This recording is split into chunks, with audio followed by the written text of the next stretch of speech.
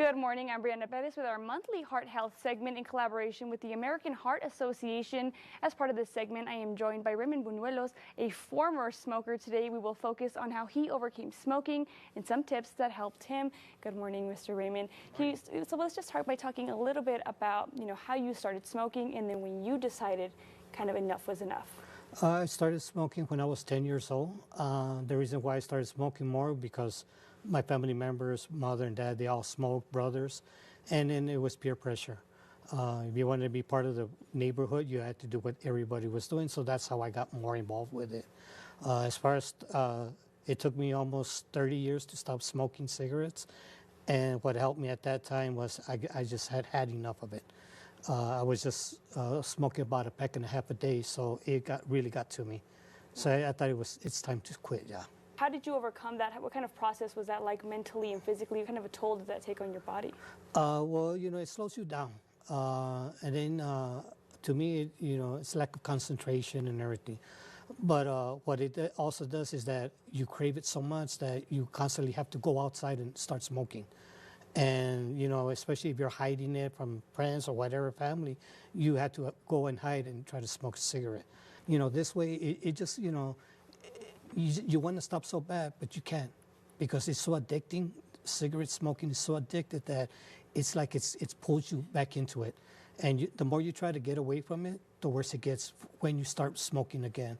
And that's why this last time I said, nah, enough is enough. It was time to quit, And how important, when you decided you wanted to quit, how important was it to have that support from friends or family? Oh, it was really important because, like I said, everybody's smoking, all my friends were smoking. So what I would always ask them was, what, don't offer me. I really know what it smells like and I don't want to smell like that. I tell them, you have to stop to smoke to realize what it really smells like, what other people can smell. And that's what it took me. It took me all these years to realize that. But my support system was, family, friends, just asking them, don't offer me, keep it away from me. And, you're going to smell it everywhere because, there's so many smokers. And what kind of health complications did that come with? Oh, man, the tiredness, the short of breath, you stop doing things. You exercising and all that, you stop. Because the cigarette really starts controlling your mind and your body. And instead of, doing exercise, trying to keep yourself healthy, the cigarette is telling you, smoke me, and that's what happens. And you get to the point where you start smoking so much. Like I said, I was down to a pack and a half a day, so that was a lot.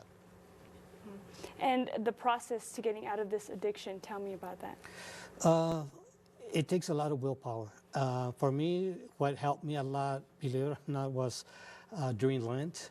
I'm a Catholic, and during Lent, I would give it up for the 40 days. But right on Easter Sunday, we start smoking again. So it was like, it really takes a toll on you. But, if you really want to stop, you can stop. I always said, I can't stop. But you know what? You're really telling yourself, I don't want to stop. I'm not ready to stop. And that's where I was at. I wasn't ready till finally I said, no, enough is enough. So let's talk about the Yes Quit program. How does this benefit other people? They're going to benefit by calling the 800 number, the hotline, and, talking to somebody that's already been there, has done it, and has experienced it. And you can get a lot of good advice, or suggestions on how to stop smoking. It's going to help you, but you got to be open-minded to it. And if you let them talk to you and hear you out, you got a better chance of quitting smoking if you really want to. If you're ready to stop smoking, you can do it. You can stop smoking. It's up to you. But you're going to need some kind of support. Family support, the hotline phone numbers that you can call, that's your support. The important thing is not to pick up that cigarette. You have to be strong, and you have to have that willpower. You have to have that willingness to really stop, and you're gonna be able to stop. But the thing is, take the first step, and tell yourself. The first step is telling yourself, I can stop. I want to stop, and I'm going to stop, and you can stop. Awesome. Well, thank you so much, Raymond. I really appreciate you. Thank you for joining us for this month's Heart Health segment. Of course, thank you all for watching. We'll be right back.